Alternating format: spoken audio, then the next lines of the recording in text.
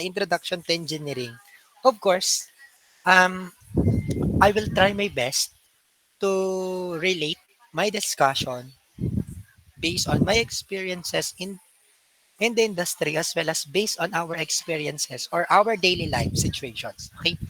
So, yun lang. Just I will try my best. And actually, it's really hard to plan what strategies do I need to provide for the from the to the entire semester. But meron ako mga plans. Let's try if magki-click sa inyo and you will still remember all of the topics that we will be na i-discuss natin. Okay? So sige, for the introduction to engineering economics, first chapter 1, we have our objective is to define what engineering economy is, understand the principles of an engineering economics, as well as to discuss the general economic environment and the different cost terminologies. Take note, hindi nyo na kailangan ito yung screenshot kasi ito din naman yung nasa libro. So, bibigyan ko naman kayo niyan. So, you just have to take note. Ang nga pala, just to bear in mind na not all in the manuals are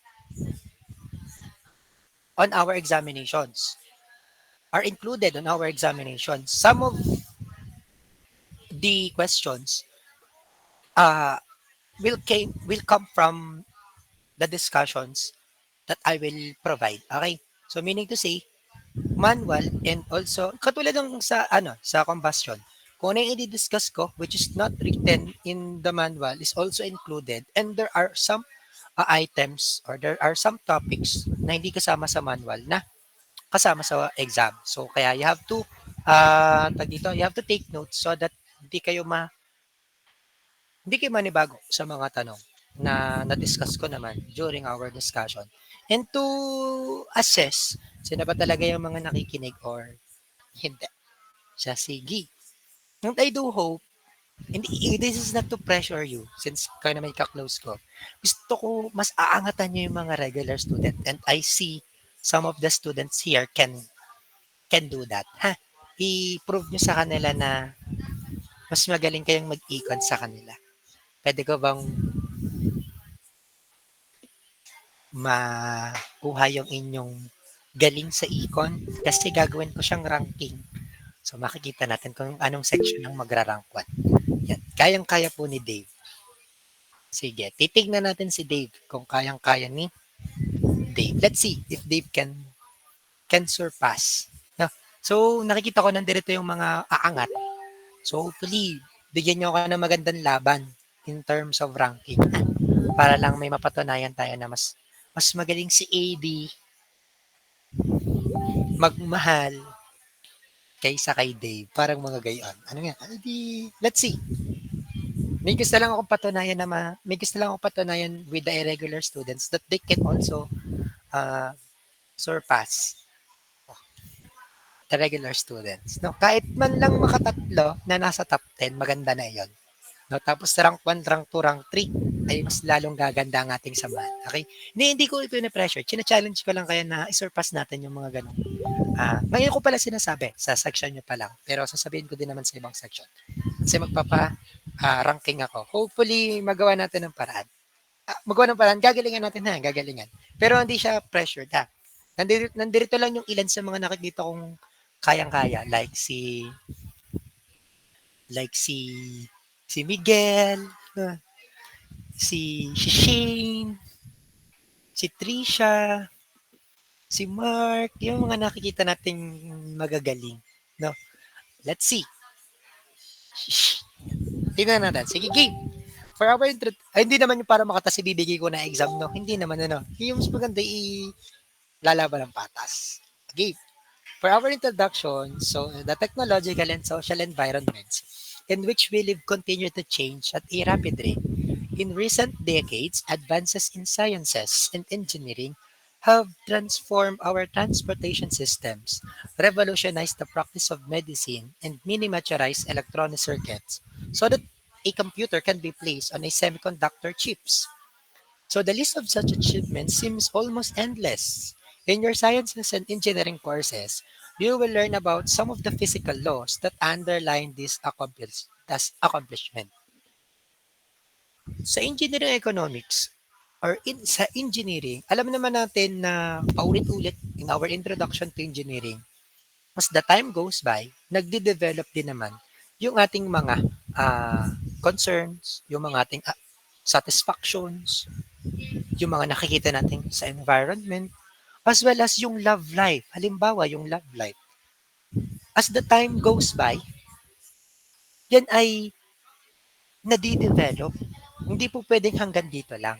For example, kung dati si Adham, before Adham, ah, ah, sa Tagalog na lang, si Adham, before, ang tingin niya kay Lazel, strangers. Di ba? Strangers muna. And then, nung na-meet sa isang room, from strangers, naging classmates. So, yung development, yung development ni Lazel and also ni Adham, nag nakikreate. Ay, sorry po. Alam kong nahiya tuloy ako nakita ko may sumilip. Ano, yung may development.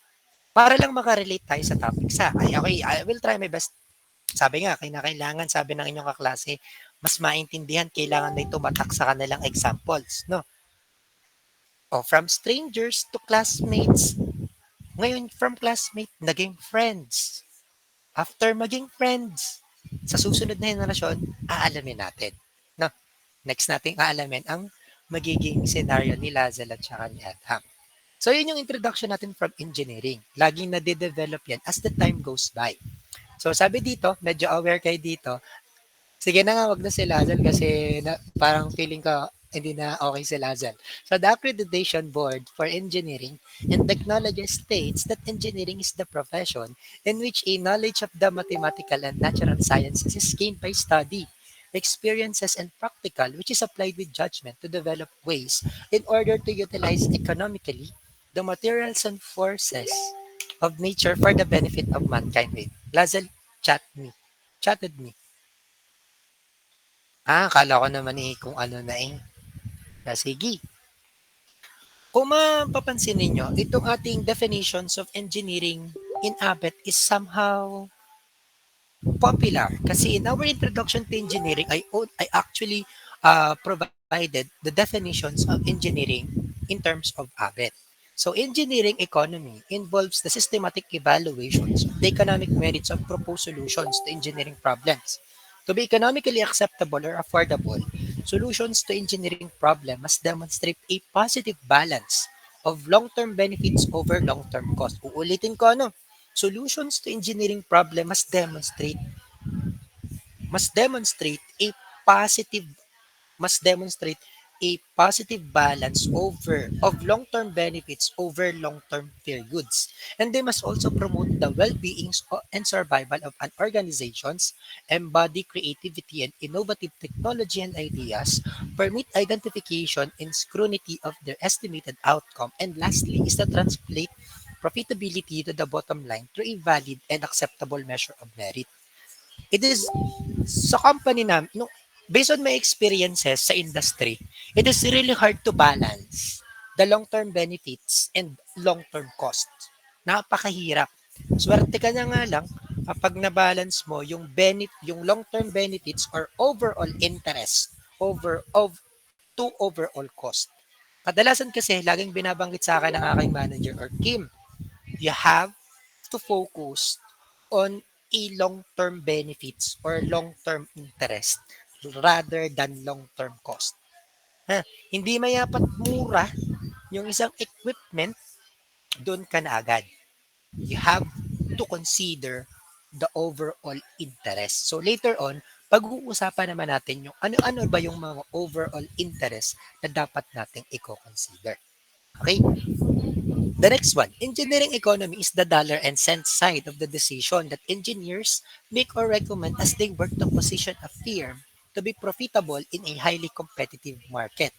Inherent to these decisions are trades-off among different types of costs and the performance, including the response time, safety weight, reliability, and etc. that is provided by the proposed design or problem solutions. Take note that the mission of engineering economy is to balance these trade-offs in the most economical manners. Sabi nga sa amin, mas maganda, sabi sa akin ng aking manager, mas maganda makonsider natin both. You have to balance. If hindi kakayanin, it's okay. It's just it's just a plus point lang kung mako-consider natin na mai-balance yung economical manners such as the cost and the overall interest. But take note, when we are considering the overall interest, we must consider the response time. How? Halimbawa, nasiraan kami ng pump. Halimbawa, nasiraan ng planta ng pump. Totoo to. Example, nasiraan ng pump yung aming company. So, siyempre, maghahanap ako ng maraming vendors or suppliers which can accommodate doon sa nasira naming pump. For example, 4. We must consider the response time. Papaano? Yung delivery lead time, yung manufacturing lead time ng pump na maaaring makaapekto in the economic aspect of the plant. Kailangan you have to consider yung response time. Sino ba yung may pinakamabilis na makakapag-provide ng pump? Si alternative 1, 2, 3, or 4 ba? You have to consider that yung safety. Ano ba yung mga safety precautions, safety incentives when we will buy the pump? Siyempre, kinakailangan we have to consider the safety. Even if it's too costly, pero they are considering the safety, lahat naman may safety, no? Pero sometimes, nagkakatalo sila dan kasi ang gagaling nilang mag-explain about the safety. Yung weight, isa sa rin sa mga kino-consider. Kaya ba ng planta yung ganang weight? No? Pero, syempre, pag bibili tayo ng pump, lagi naman natin kino-consider yung mga different specification, especially the weight. Yung reliability niya. Reliable ba siya or hindi? At napakadami pa. So later on, pag-uusapan natin yung mga different considerations on how we can consider an engineering economy in terms of the decision making. Next one, take note that an engineer who is unprepared to excel at engineering economy is not properly equipped for his or her job. Tatandaan ha, kapag kayo pumasok sa company, siyempre, pag nasa linya tayo ng business, pumasok kayo sa company, we always consider yung profit or savings and also the expenses. Tayong mga engineers, malaki ang role natin sa industry. It's either tayo ang hahawak ng expenses, papaano? Bibili ng mga materyales, ng mga mechanical equipment para mag-run ang isang planta. Profit, kasi syempre pag bumili tayo ng mga machines, gaano bang kalaki yung cost na masisave natin? In terms of cost savings, magkakaroon tayo ng profit. Kaya pag kayo, halimbawa ay nasa planta, nasa isang industry, kinakailangan magaling kayo sa engineering economics. On my position as a procurement executive sa aking previous company, ako ang naglalabas ng pera. Nasa akin ang budget. Hindi po pwedeng basta na ako mag-prepare ng aking presentation sa aking managers, sa may-ari ng company. Kinakailangan equip ako, nag-excel ako sa engineering economics. Alam nyo ba, hindi ako basta-basta nagpe-present ng isang project. Kasi ang project ko is worth 50 million. E paano pag ako'y nagkamali? Kinakailangan prepared ako dyan. I have to consider the different engineering economic analysis. Yung kikita ba yung company? Kapag ba binili ko to, pinapostpone ko to ng 2 weeks, magkakaroon ba ng changes in terms of prices of the equipment? So I have to consider that. Alam niyo ba, pinakamalaking na experience ko na bumili ng isang equipment sa company is worth, hindi ko lang matandaan, 120 million to 150 million. Imagine isang equipment yan. Pag hindi ako naging prepared on how I can buy this one equipment, pautangin ba ako ni Lazel ng 5 milyon? O Lazel, pautang ako ng 5 milyon. Gawa, mali are. What I mean, ano ba sabihin natin? Nagkamali ako ng bili, nabayaran ko na. Yan, kadalasan ng binabayaran namin dito. Anong aking naging ang naging aking kontrata dito? 50% down payment and 50% is after delivery. Imagine, 50% is the down payment. O pag nasira, pwede hindi ko na to bayaran. Ano, 60 million. AD, pauutangin wag ako ng 5 milyon. Pag halimbawa nagkamali ako ng order, mapapautang mo ako.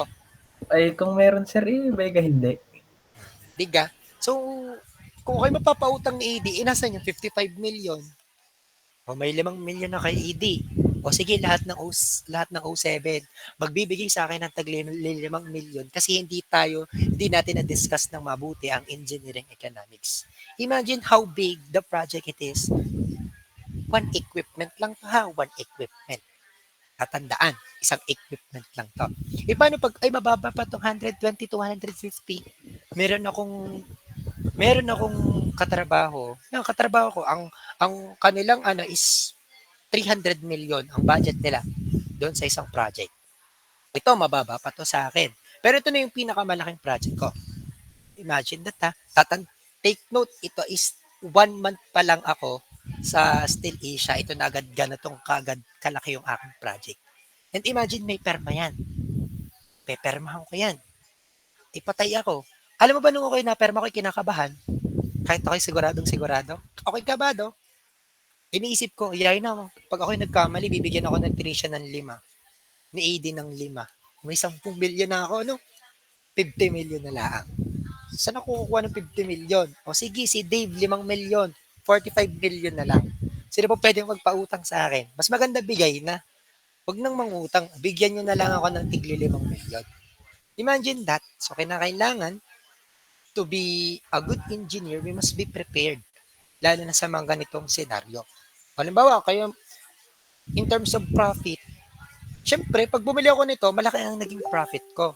Siguro, hindi ko tanda kung magkano yung naging cost savings ko dito. Pero imagine the expenses. Okay? Kaya kayo, you have to, you have to be responsible for uh, every responsibility na iaatang sa inyo in the company. So, imagine kung gaano kalaki yung trust na ibinigay sa akin ng manager ko. Even if nasa 1 month pa lang talaga ako nun.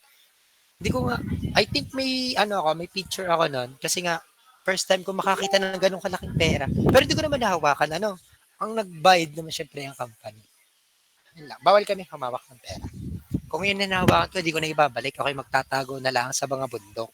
Aba, 60 million. Kikitain, hindi ko naman yung makikita in 5 years. Magtatago na lang ako. No? Ibibigay ko ng lisensya ko kay ADO. Yun ang lisensya ko. Kasuhan nyo na ako. Ako'y magtatago na lang sa bundok. No? Ikaw ba, Aiden, binigyan ka ng company ng 60 million, pambayad, i-deposit mo sa, halimbawa, sa BPI, kadalasan, BPI, BDO, i-deposit mo ba? Hindi sir. Oy, grabe ka, wag ka na magtrabaho.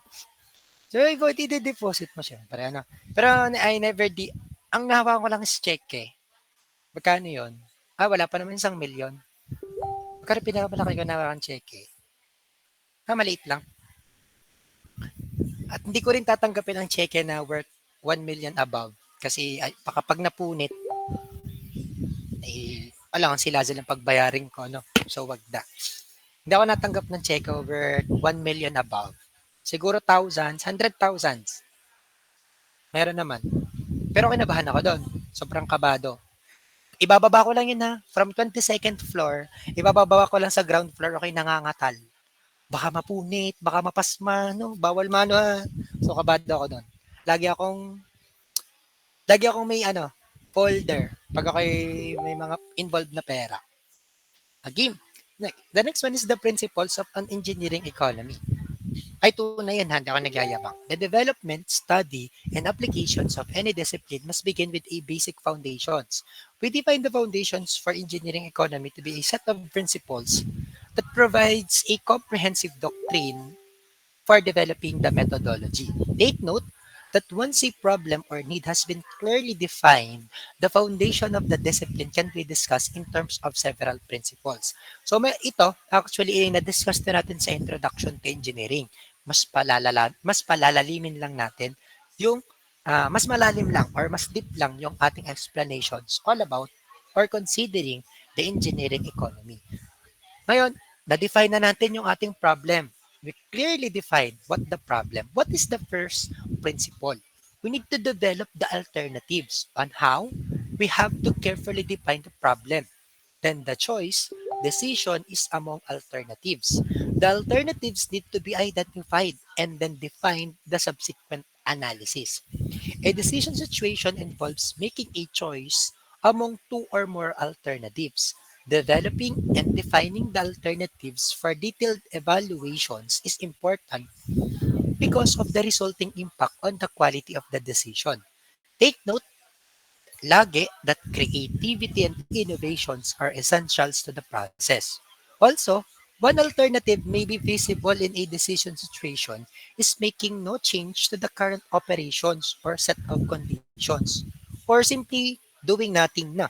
If you judge these options feasible, make sure it is considered in the analysis. However, do not focus on the status to detriment of innovations or necessary change. Develop alternatives. Sabi dito, we need to carefully define the problem. And sabi sa libro, you have to make two or more alternatives. Sa akin ha, as based on my experiences, two is not enough. Tiga AD, two is not enough.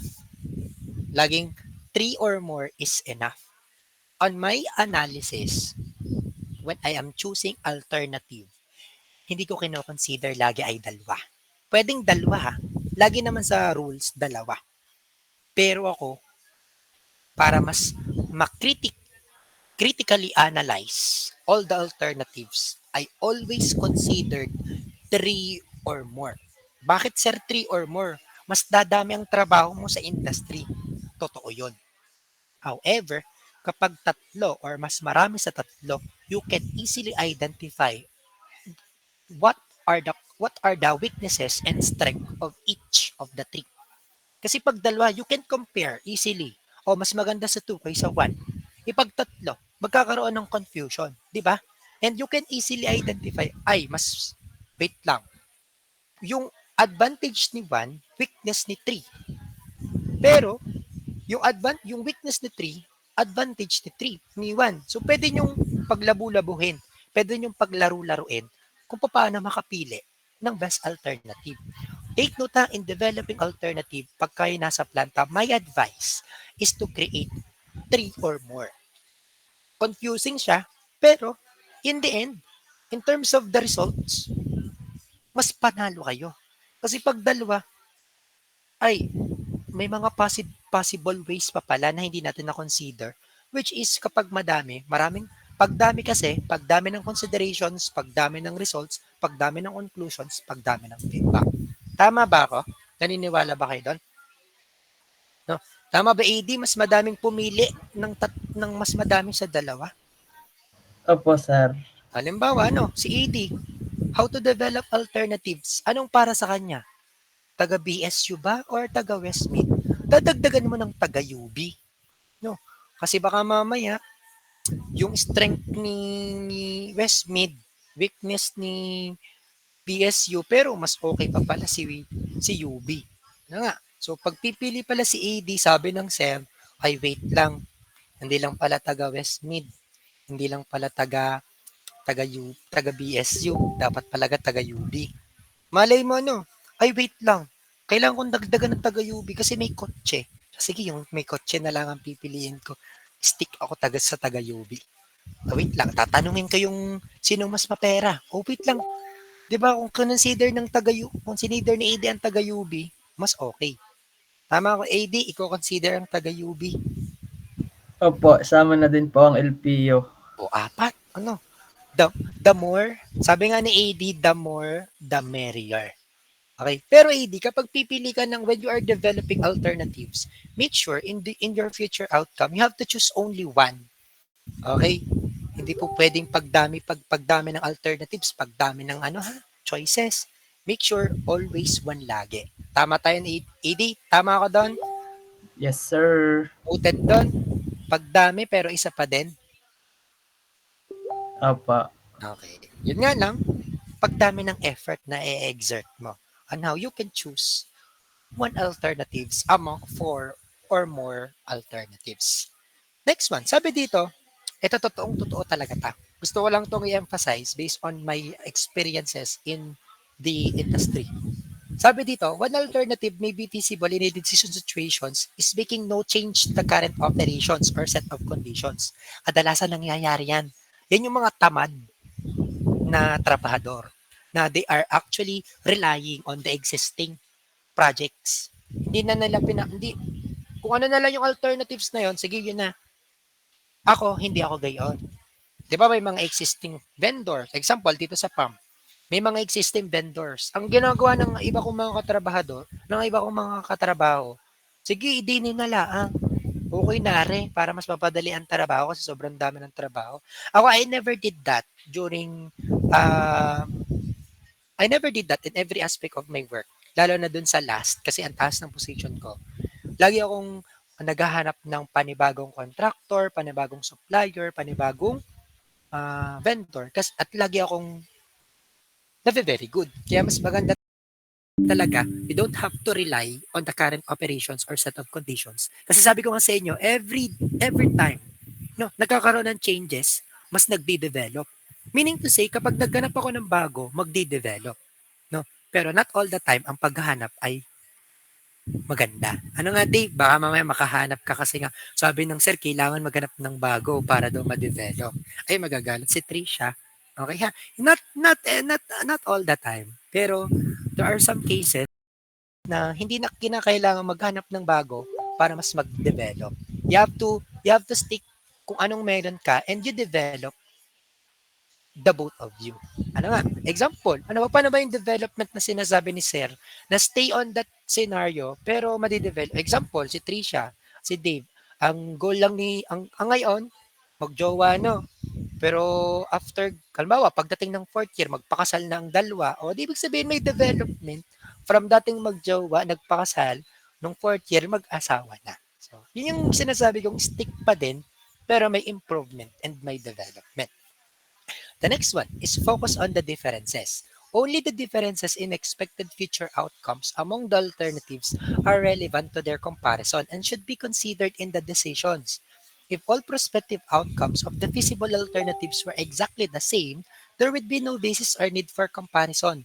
We would be indifferent among these alternatives and could make obviously using a random selections. Sabi ko nga sa inyo, balik tayo dun sa pump. Sabi ni Sir, nung siya ay nasa industry, pumili siya ng apat na potential vendors which can provide or which can supply the pump na nasira. How can I focus on the differences? Siyempre, meron akong mga criteria na sinusunod.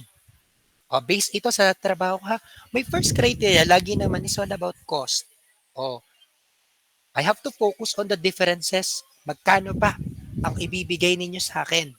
Maglalaban-laban sila dyan. Those are that is the isa yun sa mga differences nila. Pangalawa, yung availability of the product, availability of the material. Ito ba ay on stocks or ima-manufacture pa? Or kung ima-manufacture pa, gaano katagal yung ima-manufacture yung product na yon? Yun yung availability of the materials. Pangatlo, yung the delivery delivery lead time. Iba pa yung manufacturing ha, sa delivery ng lead time. I have to focus on the differences. Gaano nyo katagal i-deliver yung materials, yung pump? Iko by 1 week, 2 weeks, 3 weeks, and 4 weeks. Yung may consider nyo yung delivery lead time. The next one, isa pa sa mga kino-consider ko is ano pa, cost, is yung, syempre, yung specifications. Yung specifications ba is similar ng aking hinahanap? Or baka meron kayong mga difference doon sa aking hinahanap, baka mas maganda yung inyo. In terms of efficiency, no? In terms of, may kinalaman din yung efficiency sa specifications. So, napakadami pang pwedeng maging reasons. Napakadami pang pwedeng maging examples on how we can focus on the differences of each bidders or vendors. And Halimbawa, sabi nga na, kung halimbawa sabi dito, if all the prospective outcomes of the feasible alternatives were exactly the same, there would be no basis or need for comparison. Meaning to say, yung sinasabi ko sa inyo kanina, na kapag halimbawa kay tatamad-tamad at na-conclude ninyo na yung comparison doon sa apat na ito ay yung winning bidder pa din, yung existing pa din.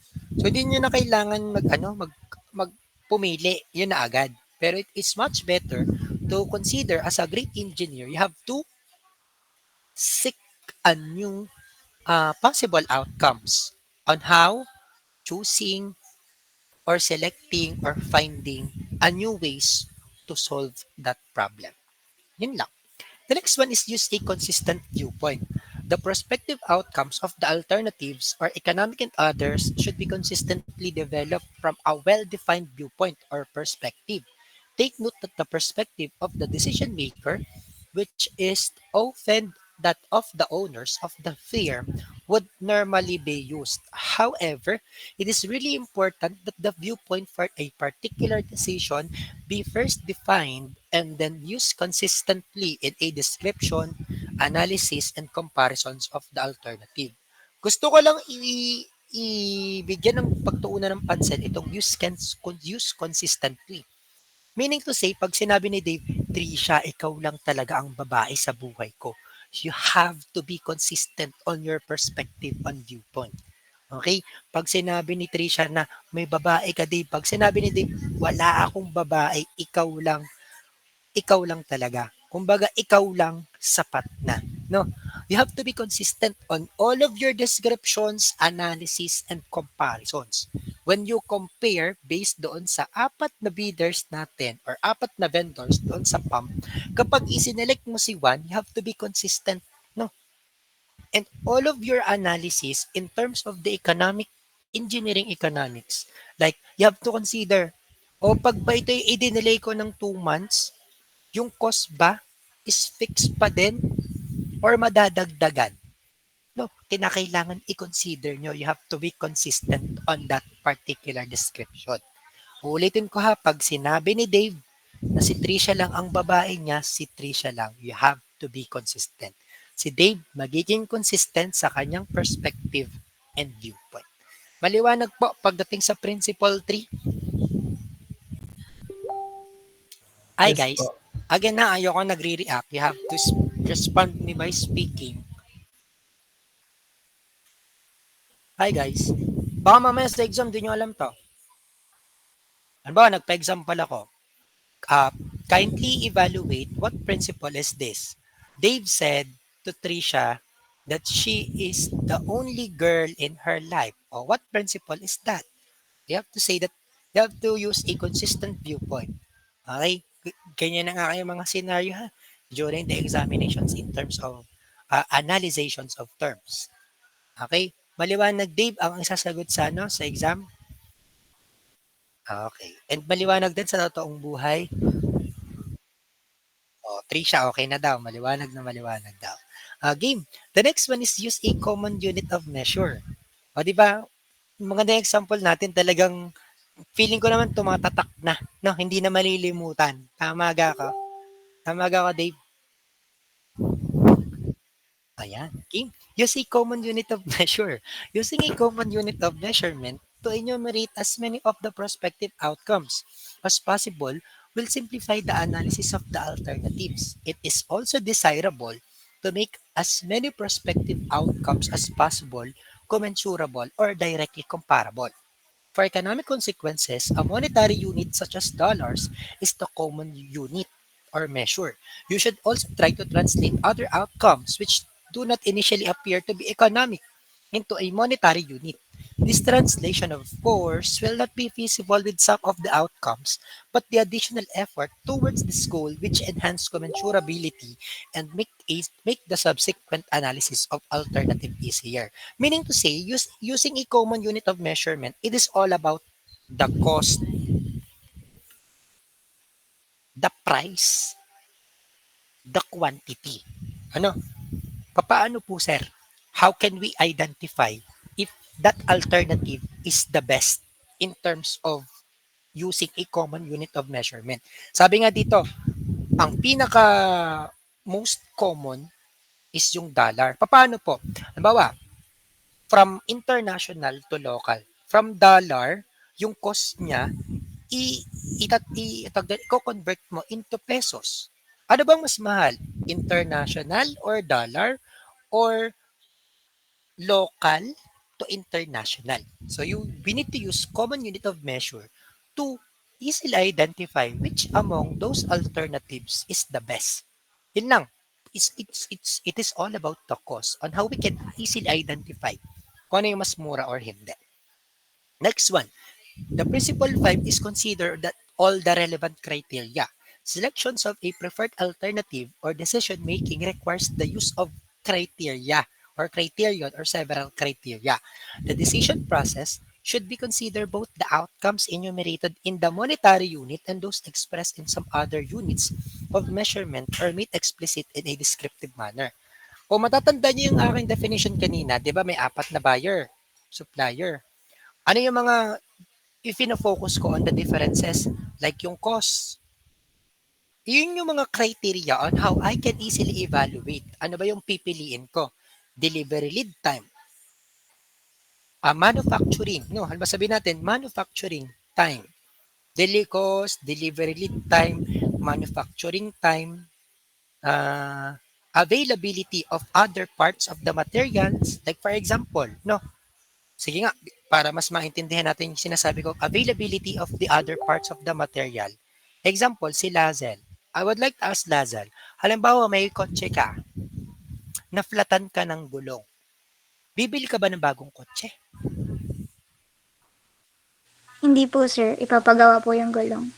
Ipapagawa mo lang yung gulong. No? Ganun yung sinasabi kong availability of the parts of the materials. Example, sa pump, nasira yung casing. Bibili ba kayo ng bagong casing, ng bagong pump? 'Di ba casing lang? So yun yung sinasabi ko availability of the parts of the materials. Yung casing kapag halimbawa, yun yung mga criteria ko no. Halimbawa, kapag nasira yung casing beader, ano yung lead ano yung manufacturing lead time ninyo at delivery lead time para paltan yung casing namin. Yun yung sinasabi natin. And also, isa pa sa mga ikino-consider natin is yung example ha, yung isa sa mga criteria na kino-consider ko is ano nga yun? Ano pa nga ang pinakamahalaga sa akin na kino-consider ko? Specification, sir. Yan, specifications at isa pa sa mga kino-consider kong hindi ko nabanggit sa inyo ay wait lang, nasa dila ko na hindi ko lang mabanggit. Yung pinakamahalaga talaga are, hindi ko mabanggit. Wait. In terms of specification based on the industry, based on instance, kalimutan ko. Another ko pa yung contract agreement namin.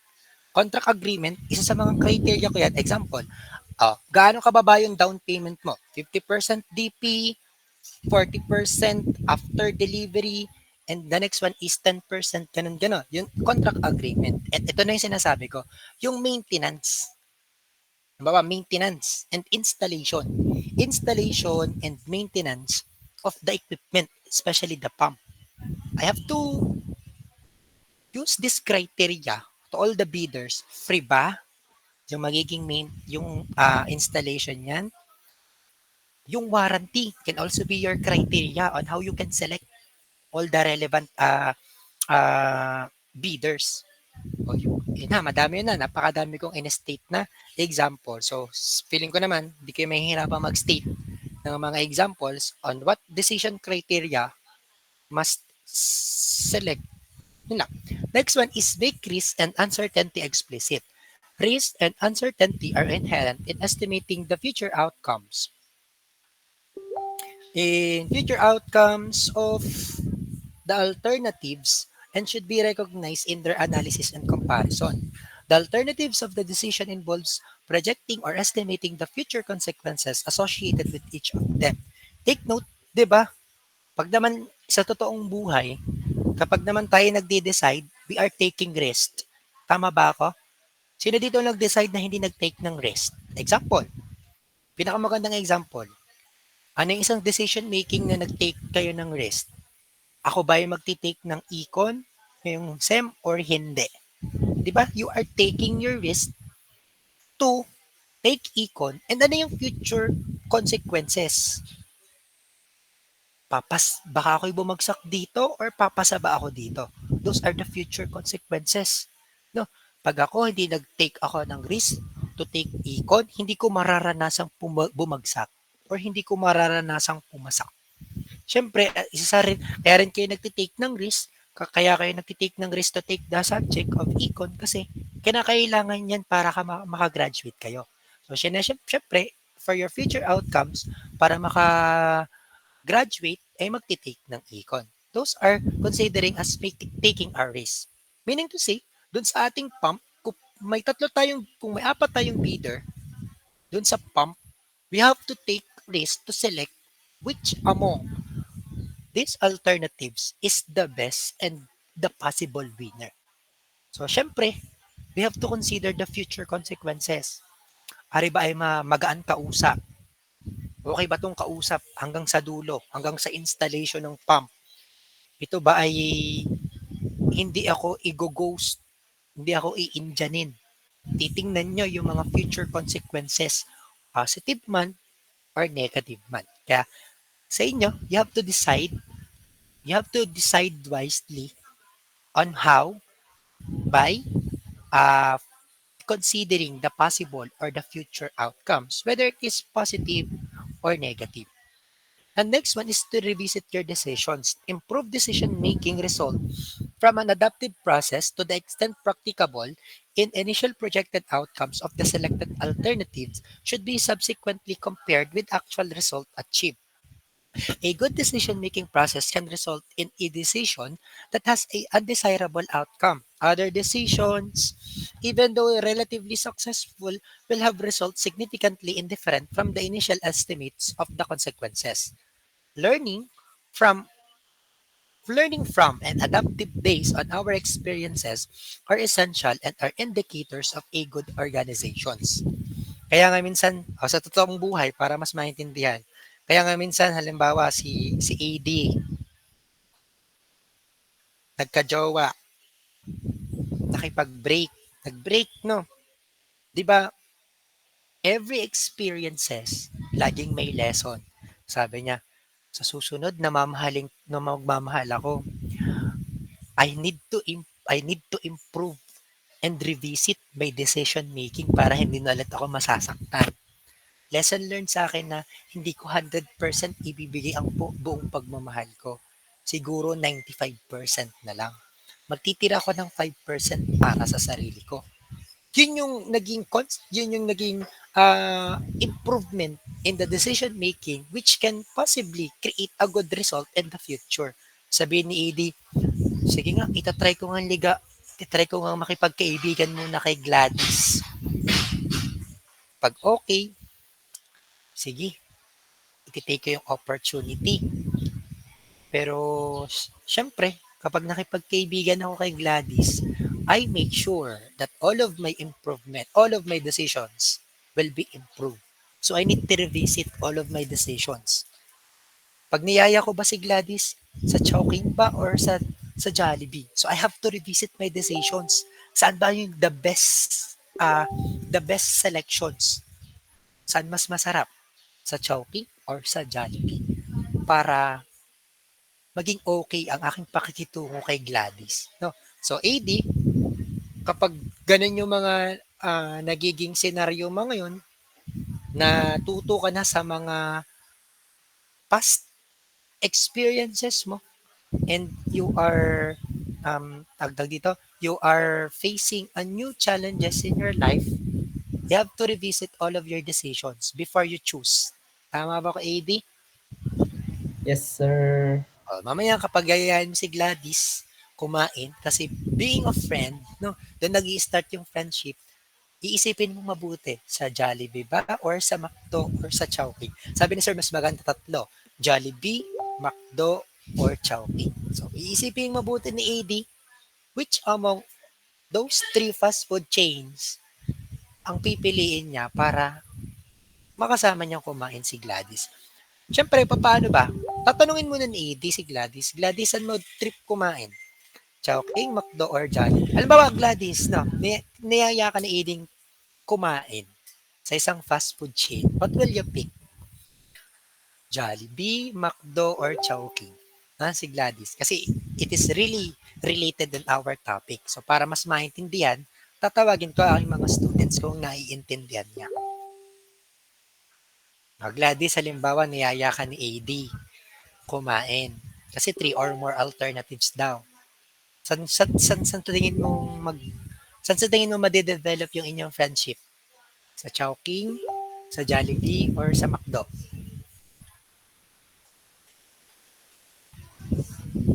Uy, saan? Sir,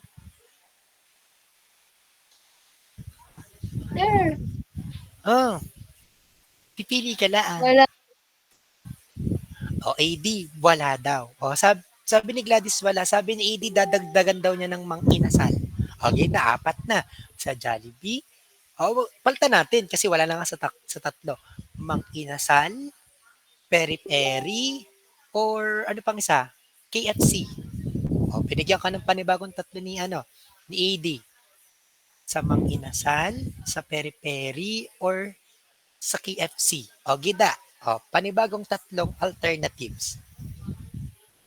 Huwag mo kong ubusan ng fast food, ha? Kahit saan po. Ay, hindi. Yan ang mga babae. Kahit saan. Pahirap yan kahit saan. Ulitin ko, Gladys, di ba, kung naiintindihan mo ka ng discussion natin, you have to be consistent with your perspective. Sabi sa Principle 3, kung ikay nakikinig, you have to be consistent with your perspective and viewpoint. You have to be consistent. Gladys, saan talaga? Kailangan panindigan mo daw. Sa KFC, saan nga? Sa peri-peri or sa Mang Inasal? KFC na lang po. Okay, sa KFC. Sir Paano to? naman. Ano ba? Ito naman ay may kinalaman sa topic natin. Tama ba ako, Lazel? May kinalaman naman sa topic. Relatable ba sa topic? Opo, sir. Sa KFC. Kasi syempre, you have to evaluate why KFC. Sige nga, you have to defend us why KFC. Bakit kaya sa KFC ang pipiliin mo kapag pinapili ka ni AD? Bakit ang napili mo ay KFC? Syempre, may reason yan behind that. Bakit KFC? Ayaw mo ng Jollibee, ayaw mo ng McDo, ayaw mo ng Chowking, ayaw mo ng peri-peri, ayaw mo ng Mang Inasal. Bakit sa KFC? Laging may reason yan. Sige nga, Gita, bakit KFC?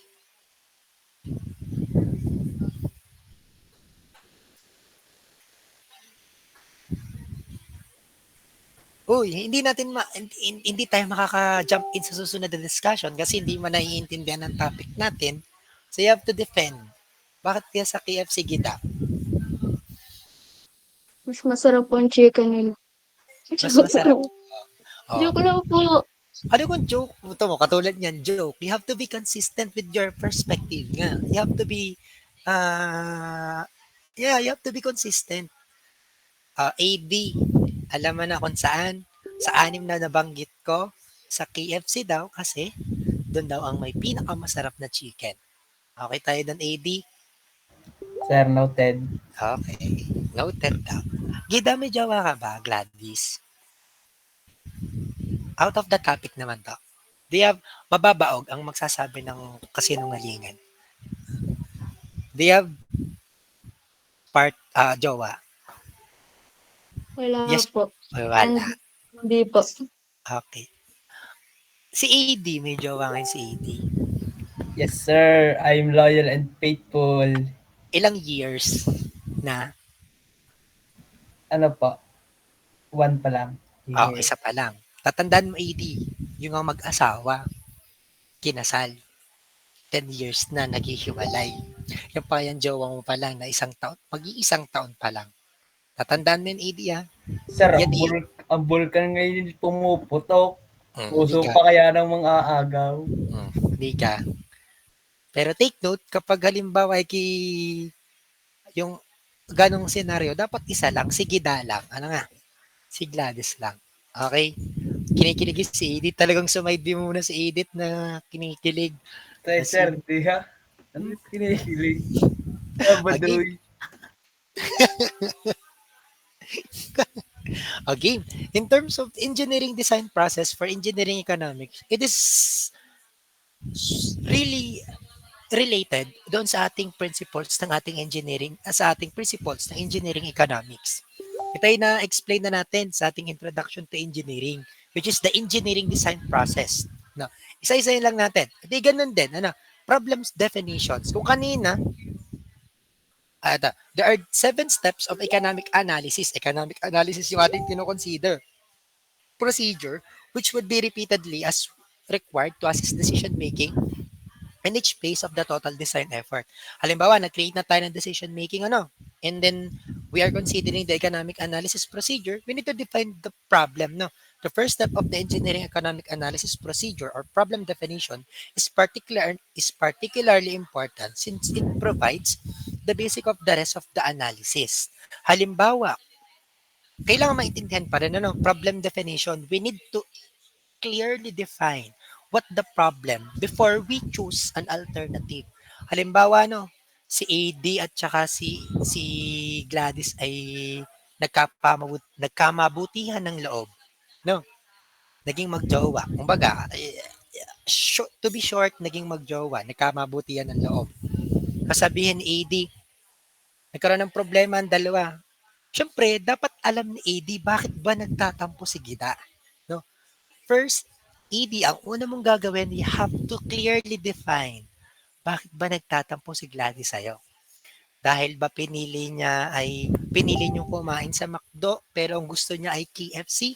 So you need to clearly define what the problem is. Kasi pumili nga tayo ng anim na alternatives.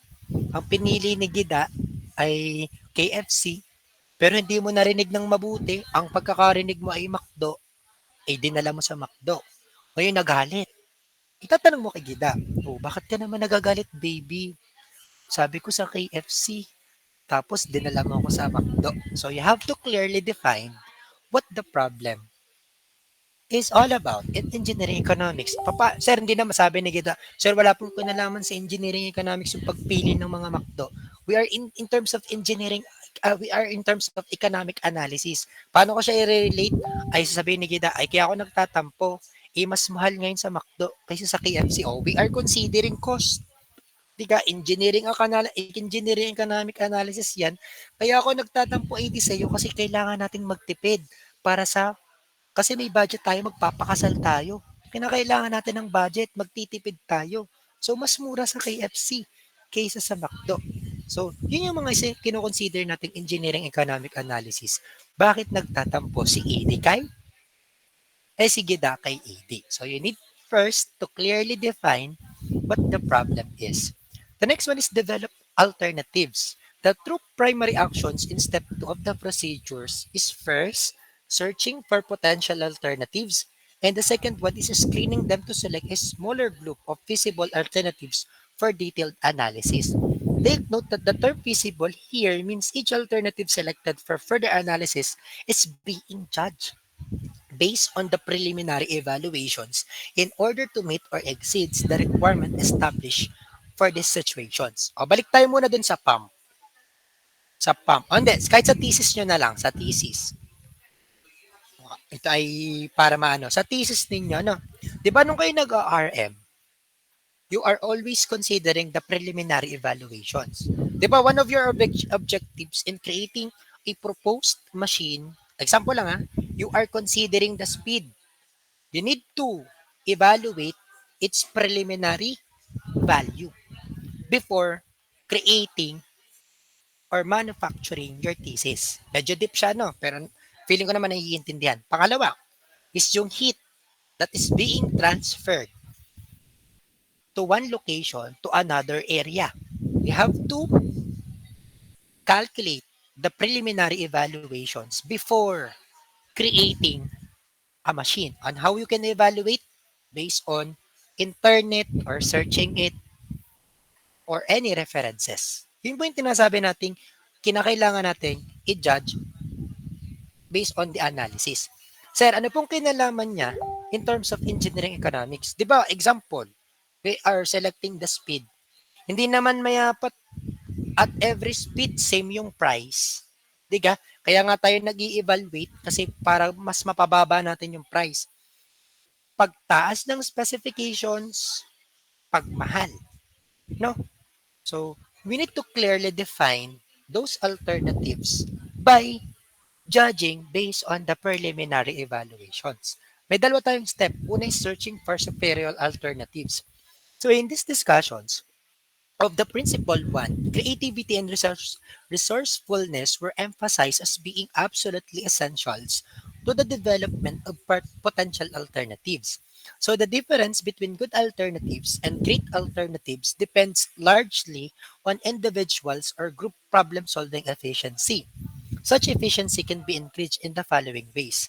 Tayong mga engineers, when we are searching for potential or superior alternatives, we are always considering the efficiency. Lagi naman, we are considering always the efficiency on how we can concentrate on redefining one problem at a time in step 1. We need to clearly concentrate or redefine one problem at a time in step 1. Diba ang step 1 natin is to define the problem. Masabi, balik tayo kay Edith, kay Gladys. We clearly define what the problem. We need to concentrate one problem at a time. O, baka mamaya, nagkakamali si AD na hindi naman pala yung problema kung bakit nagtatampo si Gladys. You have to be concentrate one problem at a time. O pag sinabi ni Gladys, hindi naman yun yung problema kung bakit ako nagtatampo sa'yo dahil pinili natin yung McDo kaysa sa KFC. Kasi hindi ka nag-good morning at nag-I love you sa akin ng umaga. So, you have to clearly concentrate at a problem at a time. O pagdating dun sa KFC, hindi pala. O, panibagong isip ulit ng problema. Ano pa talaga yung problema? Ay, hindi ka kasi na good morning. So, si AD, you have to concentrate that problem. Paano? Isosolve mo yun. So, sige, ngayon pa lang, late morning, I love you, sasabihin ganyan ni AD. O, di ba? You solve one problem at a time. The next one is develop many redefinitions for the problems. We need to redefine. Example, balik tayo dun sa example na kanina, ano, ang problema nga is sa KFC, tapos pumunta sa McDo. You need to develop many redefinitions for the problem. You need to redefine. Ano ba yung mga possible redefinitions of the problem to be solved? The next one is avoid making judgment as new possible problem definitions are created. Yung problema nga kanina is KFC, pumunta sa McDo. Nag-judge na naman si Aiden ng panibagong problema na hindi naman nasusolve. Examples, sinabi ni AD, wala siguro kaya rin nagtatampo sa akin, cold na to sa akin, hindi na rin ako mahal, may iba na ring babae. No? So, pagdami ng judgment na nakikreate ni AD, pagdami din ng problema. So, kinakailangan talaga, you have to focus one problem at a time and make sure it will be solved. Hindi yung mag-iisip ng mag-iisip. Kaiisip ni AD, ayan, maraming problema ang makikreate. For example, no, sabi ni AD, Gladys, tatapatin na talaga kita. Siguro kaya ka nagtatampo sa akin, may iba ka ng lalaki. Sabi ni Gladys, hindi nga AD, ikaw lang talagang lalaki sa buhay ko. So pag sinabi ni Gladys na ikaw lang lalaki sa buhay niya, kailangan paniniwalaan mo. Kasi pag hindi mo paniniwalaan, magiging judgmental ka. Magiging overthinker ka. Pag magiging overthinker ka, dadami yung problema. So AD, make sure kapag sinabi ni Gladys na ikaw lang ang lalaki sa buhay niya, dapat paniniwalaan mo at hindi ka na mag-overthink. Tama ba ako, AD? Opo, sir. Okay. The next one is to attempt to redefine a problem in terms that are dramatically different from original step 1 problem definitions. Halimbawa, hirap na hirap si AD na ma-solve yung isang problema. But you need to you need to attempt to redefine a problem. Kasi nga hindi niya talaga niya malaman kung ano talagang problema, bakit nagtatampo si si Gladys. And then naisip niya na may ibang lalaki. Kasi ang ibang different ways on how he can attempt to redefine the problem is that sabihin niya kay Gladys, Gladys, pwede mo pera mo ko ng cellphone mo? I-check ko lang kung ako nga lang talaga yung lalaki sa buhay mo para hindi na ako mag-judge and magkaroon ng possible problems to be created. O di hiniram ni AD ang cellphone ni Gida, ano? Pagtingin sa search history sa Facebook, ang nakalagay lang doon is, ano ang pangalan ni AD sa Facebook? Iba-iba naman ang pangalan ni AD Atienza. No? But AD Atienza. So ngayon tuwan-tuwa si AD. O siya, sige. Hindi nga ang problema, feeling ko hindi talaga ang problema ay cold na si Gida. No? Tatanungin ko talagang mabuti. Nalaman ngayon ni AD dahil nag-create siya ng panibagong strategy on how can he identify the problem is by borrowing the phone to Gida and na-come up na walang ibang lalaki and talagang sinabi na ni AD, oh, bakit ka ba talaga nagagalit? Kasi nga, sabi ni Gida, mas gusto ko sa KFC pero dinala mo ako sa McDo. And make sure that the tool problem is well researched and understood. No? Kailangan i-research nating mabuti at iintindihin. Kasi pag di naman natin naintindihan ng tunay na problema, we think you can solve it efficiently. Hindi. So you need to know, you need to clearly understand the problem, and you need to clearly research the problem so that you can actually come up to a future good or positive outcome. The next one is develop investments at alternative. Hanggang anong oras tayo? 11:30 po, sir. Okay. Most of investment alternatives created by good engineering ideas are drawn from a larger populations of equal problem solutions. Actually, there are two kinds or there are two types of creative thinking or creative thinker. Unang ginagamit ng mga tao is yung classical brainstorming. When we say classical brainstorming, it is the most well-known and often used technique for idea generation. It is based on the fundamental principles of deferment of judgment and that quantity breeds quality. Ano ba yung ibig sabihin ng classical brainstorming? For example, hahanap, kinakailangan ng couple shirt ni AD at saka ni Gladys. Kinakailangan ng manufacturer ng couple shirt. Couple shirt. Gagamitan nila dalawa ng classical brainstorming. Papaano? Pupunta sa internet or pupunta sa iba't ibang stores and they will ask different stores, example, 4 stores, ano ba yung may pinakamagandang couple shirt na pwede nilang bilhin. Through that classical brainstorming, they can easily identify which among those alternatives or those stores which can provide a good couple shirt. So take note nyo AD, kapag kayo ay bibili ng couple shirt, pwede kayong gumamit ng classical brainstorming. The next one is the nominal group technique. When we say nominal group technique, it is developed by Andre and Andrew, which involves a structured group meeting designed to incorporate individual ideas and judgment into a group consensus. By correctly applying the NGT, it is possible for a group of people that is preferably 5 to 10 to generate investment alternatives or other ideas for improving the competitiveness of the firm. For example, huwag na tayong lumayo, from section 6, for us, na mabigyan ng magandang couple shirt, sina AD at si Gida, tayong lahat ay magkikreate ng isang group technique. Paano po? Magkakaroon tayo ng discussion, magkakaroon tayo ng meeting. Through the help of our meeting, maraming mga suggestions, madaming mga informations that will be created. Sabihin ni AD, ni Lazel, o AD and Gida, mas maganda siguro during our discussion, during our meeting, pumunta tayo sa Alangilan. Doon sa may gilid ng Alangilan, may magandang store doon para makapag-manufacture ng magandang couple shirt. Sasabihin naman ni Miguel, hindi, pangit doon. Magkakaroon tayo ng problema doon. Doon malapit sa tapat ng UB, may magandang pagawaan doon ng couple shirt. Sasabihin naman ni Raven, hindi, meron kaming business sa aming bahay. Meron kaming pino-provide na couple shirt. Bibigyan ko kayo ng 50%. Sa amin na lang kayo magpagawa. No? So, through the help of each person's collaborating with the problems to be solved, we can easily identify Ano ba yung mga problems na maaaring na maaaring umusbong and we can easily solve it. Kaya yung mga business owners, kung mapapansin ninyo, they actually create a meeting. And then through that meeting, di ba, pinag-uusapan nila yung mga economic problem na maaaring ah, ma-create in the near future. And binibigyan nila ng possible solutions to that.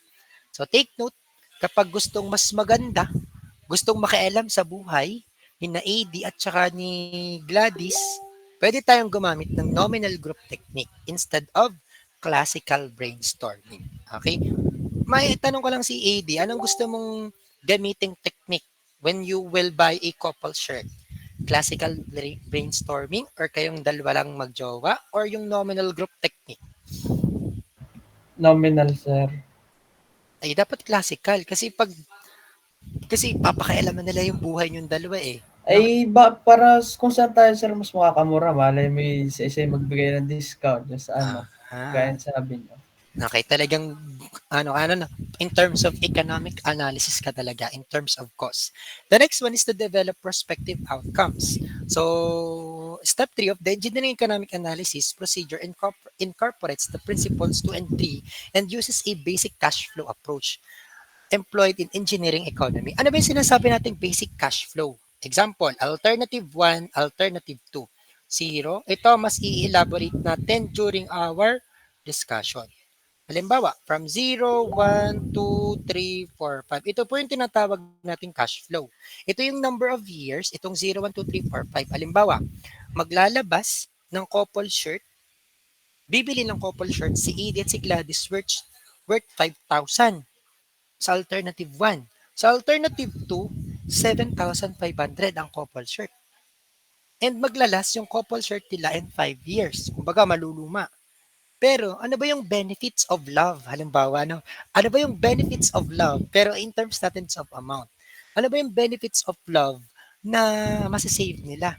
Dahil gumamit sila ng ganitong quality, ng ganitong couple shirt, makaka-save sila, halimbawa lang ng 7,000. Nandito sa alternative 2, makaka-save sila ng 15,000. So, ito yung tinatawag nating cash flow to easily identify which alternative yung magiging best chosen or choose. So, syempre, mas i-select natin yung alternative 2 since it generates more savings even if initial payment niya is too costly compared to problem number 1 or alternative number 1. The next one is selections of a decision criterion. Yun nga, ang selection ng decision criterion natin based dito sa dalawa is yung impact after 5 years. Magkano yung savings niya? Yun yung mga isa sa mga kinoconsider. And also, kinoconsider din natin yung initial payment. Even if the initial payment is too high compared to alternative 1, it is also best way to select alternative 2. So yun yung sinasabi nating selections of a decision criterion in terms of considering the basic cash flow in engineering economic analysis. The next one is analysis and comparisons of alternatives. Yun nga, gumamit tayo ng cash flow diagram. And then, we analyze. Ano ba yung analysis na ginawa natin kanina? Mas malaki yung savings ng alternative 2. How we can compare? Mas mahal nga yung 2 pero mas malaki yung na-generate na savings. Therefore, we can select alternative number 2. Yun na din yun. Selections of the preferred alternatives and lastly is the performance monitoring and post-evaluations of the result. So, medyo i-deep natin itong performance monitoring and post-evaluation results. Halimbawa sa pump, balik ulit tayo sa pump. No? Halimbawa, may 4 na alternatives and we conclude to select alternative number 3. Ngayon, yung alternative number 3, yung buyer 3, magpo-provide sa atin ng pump. Pag nakapag-provide ng pump, syempre bibili natin yung pump. Yung pump is to be installed in our plan. Take note, tayong mga engineers, in terms of engineering economic analysis, we don't need to rely on only alternative number 3. Kapag na-install to, Kailangan we monitor the performance and also the evaluations of the result kahit napili natin na siya yung best alternatives among the four. Kasi there are times possible no ito ay masisira ulit. Diga, masisira ulit yan. And possible may mga future alternatives or may mga future vendor or suppliers na pwedeng makatalo kay alternative number 3. Kaya make sure na hindi lang tayo magbe-base on the existing pump na nasa planta. Kailangan we always monitor it even if ito na yung pinaka the best selection natin. Kasi nga, kung ang pagmamahal nga nade-develop, syempre dapat ang pump nade-develop yan. Hindi lang puro pagmamahal ang nade-develop ha, pati ang equipment nade-develop. As the time goes by, yung satisfactions and pangangailangan ng isang planta is nagde-develop din. Like for example, yung klima, nagde-develop, nababago. Kung ang pagmamahal mo ay nababago, kailangan ang senaryo sa planta nababago din. Maliwanag po, hindi lang tayo magre-rely doon sa mga existing equipment or existing project na meron sa buhay natin. Okay? And the next one is the cost terminologies. Ito, mas i-explain ko na lang to on our next topic kasi medyo madami to at hindi natin to kaya tapusin. But in overall, naintindihan nyo ba ang topics natin? Kakunti pa lang yan ha. Naintindihan nyo ba? Yes, boss. Yes po. Yes po. Sige nga kung naintindihan, sige ano kaya ang naintindihan ni Gladys as of today? Kailangan pong maging consistent and Yeah, kailangan maging consistent and kailangan maging consistent. Tama? So, make sure, ibig sabihin pala kita, you are saying that kinakailangan maging consistent. So, kinakailangan maging consistent ka na sa KFC kakain at hindi ka pwede mong sabihin na ganto. Tama ba ako? Ganyan yung pagkakaintindi ko? Gladys? yes po. Okay. Si AD, anong natutunan ni AD? Kung sige na, kailangan daw maging consistent with the decision making. Meaning to say, kapag sinabing sa KFC kayo kakain, consistent dapat sa KFC. Sige si AD, what have you learned? Ano sir, yung pamimilian dapat pwede naman dalawa kasi mas maganda pagka yung hanggang 3 pa para mas marami kang pwedeng pamilian. Tapos Tama, no? pagpipili, tapos kung anong mas maganda at mas maayos. Ibig Tapos sabihin, okay. pag sa mga pagka yung pamimili ka, kailangan yung, kagaya po sabi niyo, may mga, parang may criteria sa pagpili. Tama. Meaning to say, no, dapat niya, hindi ka na pumipili, dapat si Gidana kasi lahat ng criteria is best for her. Tama ka, ganun ba, AD? Opo, kasi baka may mga bugbog ng isa diyan. Okay. Nandito ang jowa mo? Nandito? Sino sir ka? Wala po. Wala. Nasa kabilang ibayo. Sige. For the first time nakita kong ngumiti si Jillian sa meeting natin ngayon. Feeling ko kinikilig din ito ngayon. Sige, next time, ikaw ang gagawin kong example. Hindi ko talaga rin nakikitang nangiti. Ngayon lang nangiti. Thank you, Lord. At ngumiti din si Jillian sa akin. Kasi sa lahat ng mga estudyante ko dito, si Jillian lang ang hindi nangiti. At si Robert, sige nga, bakit hindi? Sige. Si Robert naman ay nangiti yan. Pero, gets ko na. Si Robert, before we end the meeting? Where's Robert? Nadamay pa ako, sir. Ha? Ako'y nakikitawa lang sa Gedli, sir. Nadamay pa. Pero may may jowa ka. Wala po, wala. Okay, si Jillian. Wag naman, sir. Tinatanong ko lang, hindi naman ikaw.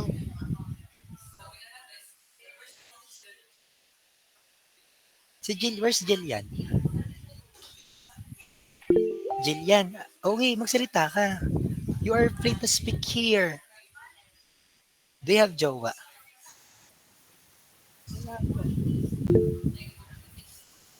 Jillian, di ka naman naririnig. Wala po, sir. Wala. Ayos lang yan. Ano mo nagseselos? Wala kang jowa. Walang karapatang magselos yun kasi hindi naman jowa. No? Take note ha, pag hindi jowa, walang karapatang magselos. Tama ba ako, AD? Opo. Diga? Sir, wag may magseselos pag pinartner mo si Hindi. Okay lang magselos yan. Wala naman yung karapatang magselos. Sino gayan? Sige, sino? Sino muna? Sino? Sino Miguel? Sino Mix? Sino ka magseselos? Mix, sino? Dali na. Tayo lang. Joke lang, sir. Baka magalit. Hindi yun magagalit. Si Shane? Feeling ko si Seda ang magagalit. Amoy ba? Sir, hindi ako. Hindi ka ikaw. Pero I just want to say lang, no, doon sa magagalit. Hindi mo pa naman jowa, no? Pwede naman si Jillian nga eh. Hindi nagagalit, oh. Di ba? Hindi naman jowa ni Robert si Jillian. Nagalit ba si Jillian? Di ba? Hindi. Ano nga? So, mas maganda. Di ba? Ba't ka kinikilig si Jillian nga? Nga kanina, sobrang. Wait lang, patingin niya ako ng mukha ngayon ni Jillian. Ganyan pala pag kinikilig niya si Jillian, ano? Ano bang gusto ni Robert sa isang babae? Maitanong ka lang. May 1 minute pa tayo. Robert, ano yung mga hinahanap mo sa isang babae? Pakilaksan ha ng marinig ni Jillian. Ng everyone. Game. Paul. Tropa Pips. Ano hinahanap mo sa isang babae?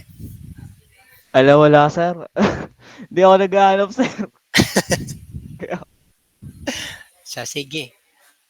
Lalaki ata ang hanap. Kaya nga ano. Hindi, i-chat na lang daw hindi, ganito yan. I-chat na lang daw ni Robert kay Jillian yung mga hinahanap niya. And malay mo, check ka ng Jillian. Oh, pwede ako dito. Let's see. Okay? Sige. Adham, I would like to ask, what time is it in Egypt? 5:30 a.m., sir. 5:30 a.m. Wow. Okay. Do you miss her? Yes or no? Who? You know that. Who do you think it is? I don't know, sir. No.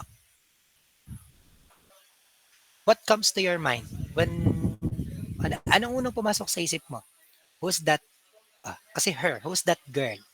When you actually think already. Dali na, 1 minute na. Who? I don't know, sir. Okay, later you chat and then let's okay. Sige, let's end this call and thank you very much sa inyo and have a blessed day everyone. Ingat kayo. Bye-bye guys. Thank you po, sir. Thank you. Sir. Thank you po. Thank you.